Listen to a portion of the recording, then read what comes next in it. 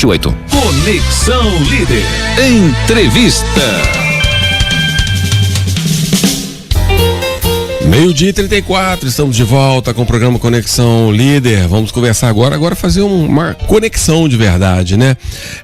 Vamos conversar com o Manuel de Souza Neto, ele é do Observatório da Cultura do Brasil e vai conversar com a gente por vídeo sobre um importante lançamento, né? Que desvenda os bastidores da cultura brasileira, principalmente no que diz respeito ao Ministério da Cultura, né? Um livro que está saindo, mas é um livro muito interessante porque traz toda uma pesquisa feita por pessoas ligadas ao underground, pessoas ligadas a movimentos ou considerados para outras culturas, né? Mais discretos ou subculturas, mas que são importantes e que realmente fomentam a verdadeira arte no país. E esse documento está sendo também, esse livro está sendo também tratado como um grande documento desvendando, né, através das pesquisas, o que acontece nos bastidores, na política pública implantada, na forma como a cultura é realizada no país. Então é muito importante para todos nós, mesmo você que não é ligado na área cultural, entender um pouco, né, do que está acontecendo. Afinal de contas é o nosso dinheiro, né, o nosso dinheiro, de que forma que ele é utilizado na cultura. Manuel, seja muito bem-vindo ao programa Conexão Líder, muito bem-vindo ao UBA e toda a região também, né, para poder trazer as informações sobre esse relevante serviço que vocês estão prestando com o lançamento desse livro. Bem-vindo. Olha, queria agradecer a Líder, ao João, ao Badró, pelo convite, ao Digão. E estão me vendo? Sim, estou ouvindo, tranquilo. Ótimo. Tá bom, eu tô achando que tá um pouquinho travado o vídeo, mas estamos no ar. Isso. Vocês estão me vendo, então tá bom. Tá joia. Agora falando aqui pelo rádio para toda a região aqui de Ubá e também registrando aqui no YouTube sempre as nossas entrevistas, né? É importante a gente estar falando. Manuel, explica pra gente, analisando, né, um pouco do Ministério da Cultura. Quantos anos a gente já tem de Ministério da Cultura e de que forma que vocês enxergaram, né, dessa avaliação, o trabalho realizado? Se for você falar assim, é um trabalho que está contribuindo para a cultura brasileira ou não, precisa de ter algumas ressalvas, precisa consertar muita coisa, o que você diria que poderia ser consertado para melhorar o acesso à cultura, ou o acesso ou o equilíbrio também na distribuição da cultura no país?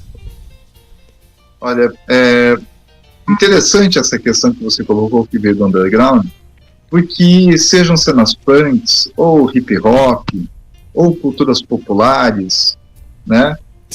O que possa ser considerado periférico é o ponto de vista da população. Uhum. Não interessa se é movimento punk ou se veio do movimento negro. O que importa é o seguinte: na perspectiva popular e do povo, está dando certo? Está funcionando? Está chegando na ponta? Então essa foi a nossa perspectiva. Sim. Né? Foi daí que a gente saiu para tentar compreender o fenômeno, né? Sim. E aí a gente começou a avaliar o Ministério da Cultura. A maior parte dos membros é ex-conselheiro, né? Uhum.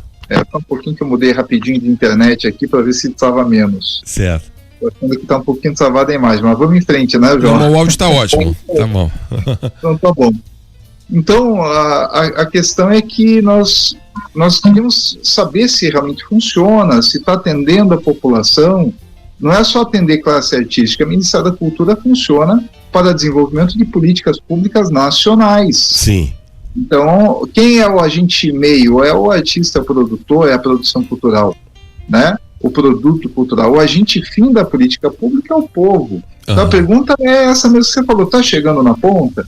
Né? E nessas dúvidas, com muitos conselheiros municipais, estaduais e federais que têm experiência no campo, nós fomos articulando, buscando documentos, e sabíamos que existiam auditorias. Só que essas auditorias, elas não estavam visíveis, não estavam no site do Ministério, e no TCU, no CGU, nós encontrávamos apenas uma folhinha de rosto. Não encontrava o processo integral. Então a gente começou a ver que tinha muita coisa que não estava aparecendo. E nisso surgiu a ajuda de advogados, juristas e mesmo pessoas do meio político, de várias correntes lá em Brasília, porque é um trabalho isento, ele não é política, é importante a gente frisar isso, esse não é um trabalho que está puxando para a direita, para a esquerda, não estamos na briga da guerra cultural aí, tá, amigos, quem está assistindo, sim, nós queremos saber se funciona e como melhorar. E por isso, como está muita narrativa e boatos em cima da Lei Rouanet, brigas de internet, né, de direita e de esquerda, em cima da questão da classe artística, se é esquerdista, se não é esquerdista, a gente saiu disso muito felizes, a gente viu que não era esse o debate. A gente precisava ir para a política pública. E o MINC tem 40 anos, né, as políticas culturais no Brasil já tem lá desde a época do Dom João, Dom Pedro II construiu muitos equipamentos culturais no Brasil. Na época do Getúlio Vargas foi criado o Conselho Nacional de Cultura e o Ministério da Educação e Cultura, que era lá no edifício Capanema, no Rio de Janeiro. Ou seja, a cultura já estava presente ali no final dos anos 30, mas é criado um ministério próprio para a cultura há 40 anos atrás. Esse ministério vem passando por desmonte, sabe? Muda governo, sai governo, cria uma estrutura ali, uma de lá, e derrubam programas bons, né? Coisas que estavam funcionando às vezes têm descontinuidade. E por isso a gente tem essa sensação, tanto a população quanto quem trabalha na área, de que não é uma coisa confiável, estável, que esteja plenamente funcionando o tempo todo. Por exemplo, o governo passado desmontou o ministério, o atual remonta, e tem aí agora a PENAB, que é um novo recurso, que é a Política Nacional de Blanc, que é repasse fundo a fundo, mas muitos municípios e estados têm dificuldade de pegar esse recurso e aplicar. Ainda é um processo, né? Então, vamos dizer que o Brasil está aprendendo ainda a fazer política cultural. É um processo. Acho que essa é a primeira questão. Se tiver mais questões, a gente já aproveita, já traça, já aproveita e coloca dados, mais informações que vocês queiram saber. Falando sobre a Lei Rouanet, que virou muito uma muleta de debate político de esquerda e direita, aí sempre que alguém quer ofender alguém que tem uma ideologia mais de esquerda, fala Lei Rouanet e tal. Lei Rouanet, a princípio, que seria muito boa, mas pelo que eu estava observando alguns dados aqui também, né, do próprio trabalho que vocês realizaram, a impressão que dá da Lei Rouanet é que ela é muito mais focada em grandes projetos, ela é muito mais comercial do que cultural. Seria por aí, Manuel? Vamos lá. Realmente, quando a turma se engalfinha, briga de direita e de esquerda assim, em cima da Lei Rouanet, ambos estão errados os grupos. Qual é a razão? A Lei Rouanet é um modelo de lei de captação de recursos do qual os empresários trocam impostos com o governo. Então, primeiro que quem define a cultura no Brasil, quem define quem será patrocinado, são grandes empresas, porque precisa de um imposto muito alto para poder sobrar uma taxazinha do quanto eles vão investir. Então, a Lei Rouanet acaba sendo um recurso que é definido pelo empresariado, foi inspirada com a quebra de arts councils na Inglaterra e nos Estados Unidos, quando eles criam leis de isenção de impostos, na época do Reagan, da Thatcher, né? E anos depois é instalada aqui no Brasil esse tipo de lei. Começa com a Lei Sarney, depois ela é alterada na época do Collor para a Lei Rouanet. E, de fato, alguns artistas famosos que são mais à esquerda aparecem na lista dos patrocinados. Mas o quanto ganham esses artistas num projeto de 1 milhão? Tem um limite, tem taxas internas, o quanto é produção, o quanto é mídia, né? Para o artista ou para o proponente, é um cachê bom que ele ganharia na televisão, que ganharia num filme. Então não é um valor, né? Ninguém fica milionário com isso. Agora tem a polêmica. Quem que são os grandes captadores? São bancos, são fundações ligadas a mineradoras, a empresas que lidam com minério de ferro, né, com commodities, com agronegócio. Quem consegue patrocinar ou quem tem ONGs para captar esses recursos em larga escala? São grandes corporações. Então, quando alguém de esquerda vem e diz assim, a Lei Rouanet é importante, eu digo, pessoal, calma, a Lei Rouanet é liberal, é um modelo de repasse de transferência do Estado da responsabilidade da política pública para um grande empresário. E alguém da direita vem e diz, isso é de esquerdista? Puxa, mas o banqueiro, fundações de grandes siderúrgicas, agronegócio, esse pessoal que patrocina, que ganha a isenção do imposto, eles são esquerdistas? Bandido esquerdista? Tá esquisita essa conversa, né? Então a gente percebeu com o estudo que as redes sociais espalham muitos boatos e que não correspondem com os fatos. E a Lei Rouanet é importante, tem que ter o recurso chegando. A PENAB agora queria uma compensação que distribui melhor nos estados e municípios. Mas pesquisas apontaram para alguns dados que eu vou rapidinho aqui, tá, João? Sim. Primeiro, projetos que são patrocinados por essas leis, quem assiste no Brasil não passa de 2% da população brasileira.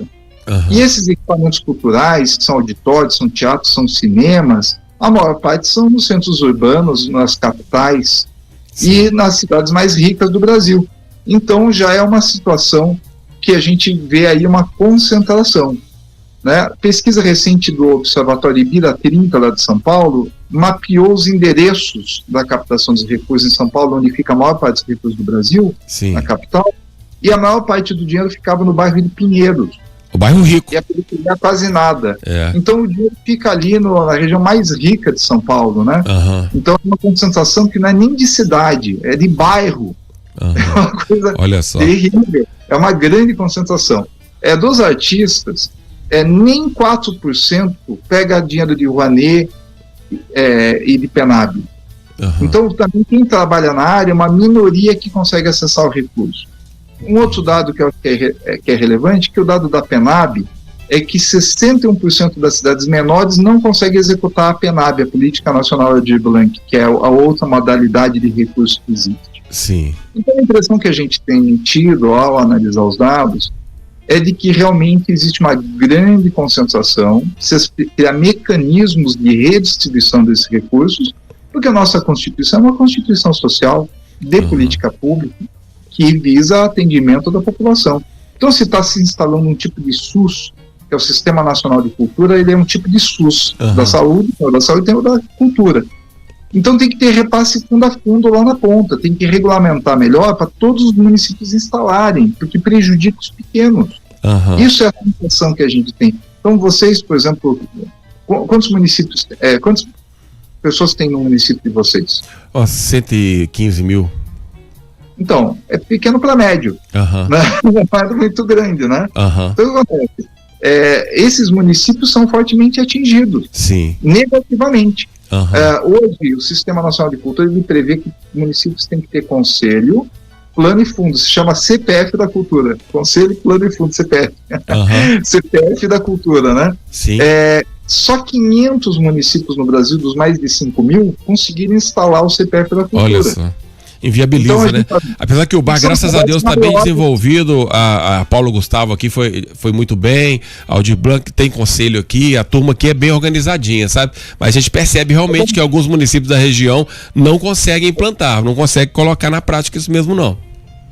Então tem que criar mecanismos para facilitar, para criar leis que sejam para todos iguais. Todos os municípios têm que instalar, tem um prazo legal para regulamentar no seu município a lei, né? Hoje é muito flexível. E o que acontece? Quem são esses 500 municípios que têm o CPF completo? A maior deles são grandes municípios ricos e já estruturados, que já tem teatro, tem cinema, tem equipamento cultural. Ou seja, na ponta, vamos lá pelo onde mais precisa mesmo não tem. IDH, né? O IDH é o Índice de Desenvolvimento Humano. Se a gente analisar pelo IDH, a gente tem que dizer que os municípios que mais precisam, que são mais carentes, é onde está dando problema. Olha só, é realmente difícil colocar. E é aquilo que você falou lá no começo, né, Manuel? O problema é que também não tem um sistema seguro a se seguir, porque muda o presidente e dentro do mesmo governo muda o ministro, aí daqui a pouco alguém desembarca do governo e muda toda a política e tal, então não vai dando uma sequência. E o Brasil já teve projetos antes de preservação também, de tentar blindar a cultura, Embrafilmes, também o Disque a Cultura, valorizar o lançamento nacional, da proporção de rádio, proporção de televisão, meio forçando na mão também. Então são vários exemplos. E se falando de cultura, é muito difícil, porque vai pegar desde da senhora que faz doce caseiro, a comunidade quilombola, ao Congados, a banda punk, a Ivete Sangalo, tudo é cultura, né? E é difícil para criar um padrão e abraçar um leque tão rico que a gente tem, prestigiar e ao mesmo tempo saber que ninguém é inocente também, tudo é comércio e tudo tem que fazer girar, tá? Afinal de contas, a gente tem que pensar também em fazer a roda girar sozinha também, sem muleta do Estado o tempo inteiro, né? Tem um apoio, é fundamental, tem investimento importante, porque a gente está pensando no modelo do Celso Furtado, grande economista, que foi até a ONU, instalou o grupo de trabalho, o conceito de cultura é desenvolvimento para os povos e nações. Sim. É um economista brasileiro, foi ministro na época do Sarney, é um clássico da economia, quem não conhece, o grupo de Celso Furtado, é dos 3 autores mais importantes da economia no Brasil, e ele foi ministro da cultura, e ele trouxe a ideia de que cultura é desenvolvimento. Cultura é tão importante quanto saneamento público, quanto segurança pública e educação, sim. Porque onde existe cultura, tem menos violência, as pessoas aprendem melhor os processos educativos linguísticos semióticos, entendem melhor a vida, praticam a sua cultura local, têm mais laços com a sua identidade, com a sua região, né, com o seu povo, e, portanto, um sentimento de pertencimento. Os eventos, as festividades, sim, as obras culturais, aquilo que o pessoal assiste na TV, que é produção brasileira, tudo isso custa para fazer e gera emprego. Então ele tanto é importante para a população como desenvolvimento, quanto ele gera renda e emprego. Então o dinheiro que é aplicado ali, ele gera impostos, ele gera mais economia, ele cria cadeias de valor no conceito econômico. Ou seja, ele agrega valor e gera dinheiro no comércio, na indústria, né, nos serviços, aluguel de van, aluguel de equipamento, ele gera mais dinheiro no Uber, né, ele gera dinheiro na internet, na publicidade, na gráfica, né, na área de alimentação, N fatores. Um pesquisador brasileiro chamado Luiz Carlos Prestes Filho, que por acaso é filho do Prestes, é cineasta, pesquisas com especialização em economia, e ele desenvolve o conceito de cadeia produtiva. Na música, ele localizou que as cadeias produtivas que recebem dinheiro da música são quase 200 setores. Olha só. E todos geram imposto. Que bacana. Né? Desde o carinha que faz a pecinha de metal, o knob da guitarra, que vai ali, que é o volumezinho, né? Aquela cordinha de aço, a escola de música, a marcenaria, né? A luthieria, que cria os instrumentos, né? A rádio, o ECAD, porque tem o direito autoral em cima da rádio, paga o ECAD. Né? Verdade. Então, se a gente for vendo tudo, é dinheiro que gera dinheiro que gera dinheiro. Então, quem diz não tem que investir, não entendeu o fator econômico. Mas, quando a gente pensa no sentido que nem a educação, que a cultura é irmã, tá junto, então também está sendo contra a educação. Exatamente, tudo ligado. Então, a gente precisa pensar isso realmente como um sistema importante, ainda mais o Brasil, que é um país com uma riqueza regional gigante em cada estado, múltiplas culturas. E quando não tem investimento, morrem. Fica tudo TV estrangeira, música estrangeira, e vai apagando o que é nosso. Aí o pessoal diz, mas a gente está usando um monte de palavra em inglês, ou isso ou aquilo. Aí não sabem por quê. Então, a gente precisa pensar isso realmente como algo relevante. Que bacana. Ô Mariano, infelizmente nosso tempo se encerra, mas eu queria só que você explicasse, quem quiser adquirir, né, esse trabalho, esse estudo, esse livro, como é que faz? Ele tem versão digital, as pessoas podem acessar, como é que funciona? Bem, primeiro só para fazer uma síntese rapidinho, um livro de mais de 1.200 páginas. Certo. Né? Praticamente 1.200 na verdade. Ele é um trabalho feito por pesquisadores, uma rede voluntária entre ex-conselheiros, conselheiros de cultura, com juristas, cientistas sociais, jornalistas. É um trabalho de apuração investigativa e que se descobriu um pouco da história do Ministério, né? 40 auditorias principais que mostram problemas técnicos, jurídicos, de problemas de prestação de contas, destacando a principal descoberta, tem 26 mil projetos da Rouanet sem prestação de contas, que dá Nossa. 30 bilhões de reais, que Caramba. estão lá empacados, sem solucionar, finalizar direitinho o processo licitatório, ou seja, algo a resolver, né? Programas como Pontos de Cultura, que são maravilhosos, que instala lá na ponta um equipamento cultural dentro da comunidade, ainda com entraves. Isso é uma boa política que esperamos que esse governo solucione. Sim. E tem também o movimento grevista, a documentação mostrando que o funcionalismo não foi bem valorizado. Enfim, é um projeto que a gente Bem percebeu abrangente. que precisava explicar e mostrar soluções. Ele não é só uma crítica. Sim. Nós estamos aqui como aliados da cultura, mostrando problemas para pensar em soluções. Sim. São todos, como eu falei, a maioria dos membros do observatório são ex-conselheiros ou conselheiros de cultura. Maravilha. E o que a gente percebeu aí, a partir disso, com esse lançamento, é que tinha que ser gratuito, João. Aham. Porque a informação tem que chegar lá na ponta. Senão a gente vai vender esse livro, é um livro de mais de 1000 páginas, quem quer comprar? O pessoal lá do Pinheiro, justamente onde o Sim, dinheiro já verdade. está. Tem que chegar para Então, todo a gente mundo. pensou, vamos fazer gratuito, tá? A versão sendo distribuída em PDF, abre no celular, abre no computador, é de graça. Só pra gente encerrar, infelizmente eu tenho que encerrar agora, que tem outra Então entrevista. vou passar o endereço. Vou falar só o endereço, Então, vamos lá. observatoriodacultura.br, Sim. .com.br, e também no 40 anos do MINC, no Linktree. E vocês encontram a gente também no Instagram com o Observatório da Cultura, né, do Brasil. E nesses endereços você consegue baixar gratuitamente, é de graça, como diz a Karina Burr naquela música. Sensacional. Ouça essa música, vocês vão entender a piadinha. Muito bom. Manel, muito obrigado pela presença e precisando, volte mais vezes aqui pra gente bater esse papo, o assunto realmente é fascinante, mas a gente tem um limite de tempo. Obrigado aí por disponibilizar esse tempo para atender aqui e explicar para nossa região. Espaço.